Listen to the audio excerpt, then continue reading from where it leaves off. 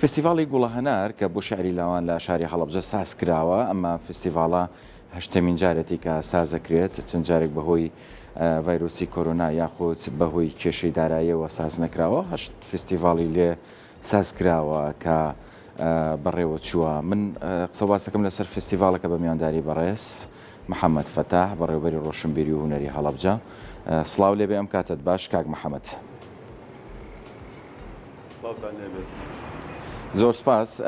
بێمە لای تۆ قسێ بکەم لەسەر فستیڤاڵەکە. ئامانج لە فستیڤاڵەکە چییە؟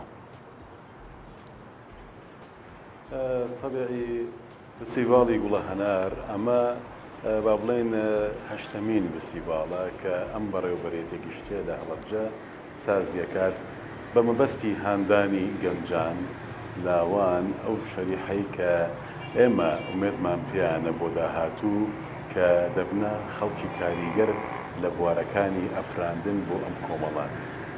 گەنجان بە بڕشتن خامەیان ڕەنجینە، بۆیە ئەمڕۆ لە هەڵەبجە هەشتمین فستیڤاڵی گوڵە هەنار ساز دەکەین. پاش ئەوەی کە تێکستێکی زۆر لە گەنجان هەر لە زاخەوە تا خانەقین پێشکەش بەم دایرەیەکرا، ئەلبەتە لیژنێک هەبوو بۆ فلتەرینی ئەو کارانە ئەو تێکستانی کە هاتووە، کە دواتر لیژنەیەکی تریش هەر هەبووە بۆ ئەوەی کە ئەو کارانە بنرخێنێت و خەڵاتیان باتێ، خەڵات یەکەم و دووەم و سێم. ئەمڕۆ و بینیتان فستیڤاڵەکە کرایەوە بە ئامادەبوونی بەڕێز وەزیری ڕۆشنبیری و پارێزگاری هەڵەبجە لەگەڵ چەندین بەرپرس و جەماوەرێکی زۆر لە ئەدیب دۆستان و شعر دۆستان کە ئەو هۆڵی دکتۆر مستەفا زەڵمیان خۆشاندە بوو. زۆر باشە. بابەتە ئەدەبیەکان هەرتەنها شعرە بەشداری پێکرێت یاخود ژانرەکانی تری ئەدەبیاتی تێدایە؟ نا، تەنها شعر وەرگیراوە بۆ ئەم فستیڤاڵە، چونکە ئەمە گوڵە هەنار تایبەتە. ئەمە یەکەمین فستیڤاڵە لە سەر تاسەری کوردستانە کە تایە بەرهەمی گەنجان لە بواری هۆنراوە هەڵە سەنگێنرێ و دواتر پەخشەکرێت و دەکرێت بە کتێبێک و بڵاو دەکرێتەوە. زۆر باشە کاک محەممەد. ئاستی هۆنراوەکانی ئەو لاوانە لە چه ئاستێکە ئەوەندی کە ئێوە لێ بەشداریتان کردو و با بڵین لە ڕێی لیژانەکانی شەوکە هەڵسەنگانیان کردووە؟ هەژمونی دنیای سۆشیال میدیا و فەیسبوک و هەر کەسە و لە ماڵی خۆی خاوەنی تەلەڤیزیۆنێکە یان بڵاوکراوەیەکە لە ڕێی سۆشیال میدیاوە کاریگەری هەبووە لەسەر دنیای شعر و دنیای ئەفراندن و ئیبداع لە لای هەموو ئەوانەی کە بایەخ ئەدەن بە بواری ڕۆشنبیری و هونەر. چجا ئەو کەسانی کە شعر دەنووسن، دنیای ئیمەجینێشن، دنیای خەیاڵ و کرانەوەی مێشک بۆ وشە و بۆ زاراوە نوێەکان، هەڵبەتە لای گەنجانمان ئێستا توانین بڵێن لە حاڵەتێکی باشدایە. ئەگەر چی ئێمە لەوانەیە لە هەندێک کات ئەگەر کەوینە بەراورد لەگەڵ شاعیرانی پێشووتر مەوداکە زۆر فراوانە، بەڵام کاریگەری سۆشیال میدیا و ئەم شۆڕشە ئەلەکترۆنی کە ئێستا هەیە هەڵبەتە سەر تاسەری هەموو دنیای گۆڕیوە بە دنیای شعریشەوە.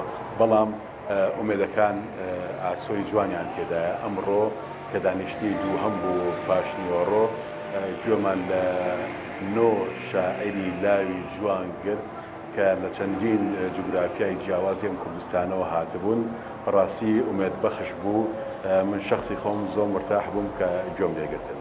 زۆر باشە کاک محەممەد. هیچ هەڵسەنگاندنێک یاخود هیچ مەرجێکەیە بۆ وەرگرتنی ئەو گەنجانە بۆ بەشداریکردنیان، یان هەر چەند پارچە شاعرێکی هەبێ کافیە کە لێ بەشداری بکات؟ حتمما هەموو ئەو تێکستانی کە پێشکەش کراون بێرە بە بەڕێوەبەرێتی گشتی ڕۆشنبیری و هونەر زۆر بوون تێکستەکان، بەڵام لێرە لیژنەیەک تەشکیل کراوە بۆ ئەوەی ئەو شعرانە جیا بکاتەوە کە مەسەلەن ئەتوانێت بچێتە ناو پێشبڕکێەوە. کۆمەڵێکی زۆر لەو شعرانە چۆتە بەردەم لجنەی فلتەرین دواتر ئەو لجنەیە ئەو شعرانەی تەحویلی لجنەیەکی تر کردووە کە چەندین کەسایەتی دیاری ئەم کۆمەڵە لە شاعیرە بەرزەکان کە هەمویان ناون لە ناو کۆمەڵی کوردەواری خۆماندا لە لای ئەوان جارێکی تر سیر کراوەتەوە و سێ هۆنراوە نەک کەس چونکە ئەو تێکستانەی کە ڕۆشتوو هیچی ناوی لەسەر نییە سێ هۆنراوە دەستنیشان کراوە کە سبەینێ لەلایەن بەڕێزیان لە لیژنەی بابڵین دادوەری بۆ خەڵاتەکان سبەینێ ناوەکان ناوی ئەو هۆنراوانە دەخوێنرێتەوە کە ساحبەکانی شاخاوەنەکانیان لە هۆڵەکە ئامادە دەبن و دەچن خەڵاتەکان وەردەگرن. زۆر باشە کاک محەممەد چەند ڕۆژەخانە فستیڤالەکە و تا ئێستا چەند شاعیری لاو بەشداری تێدا کردووە؟ وەکو ئیشارەم پێە 18 شاعر بەرهەمەکانیان جیاکراوەتەوە لە کۆی ئەو هەموو تێکستێکە پێشکەش کراوە و تەنها سێ شاعر خەڵاتی یەکەم و دووەم و سێم وەردەگرن. زۆر باشە. ئەم فستیڤالەوە بڕێرە لە ساڵانی داهاتوو هەروە بەردەوام بێتوە هەر بە هەمان شێوەش تەنها لاوان بەشداری تێداکەن؟ بەڵێ ئەم فستیڤالە کە لە ڕەتدا بیرۆکەی بەڕێز شاعیر ئیبراهیم هەورامانیە لە شاری هەڵەبجەی خۆشەویست تایبەت بووە هەر لە با بڵێن لە دیزامی داخلی ئەم ئیشە تایبەت بوو بە شعری لاوان. هەڵبەتە شعری مناڵان هەیە شعری بەتەمەنەکان هەیە بەسەرەن بەڵام ئێمە تەنها ئەو توێژەمان وەرگرتووە کە توێژی لاوانە بۆ ئەوەی بتوانین گەنجانی ئەمڕۆهان بدەین بۆ ئەوەی کە زیاتر لە دنیای شعر و دنیای ئەفراندن نزیک ببنەوە و بن بە خەڵکی کاریگەر لە کۆمەڵی کوردەواری خۆماندا. پشتگیری ئەوە کرێ کاک محەممەد لە بەڕێوەچوونیان فستیڤالان یاخود لە دروستکردنیەوە لایەنە پەیوەندیدارەکانەوە؟ بەسپاسەوە وەزارەتی ڕۆشنبیری هەمیشە پشتگیری ئەم جۆرە فستیڤالانەی کردووە.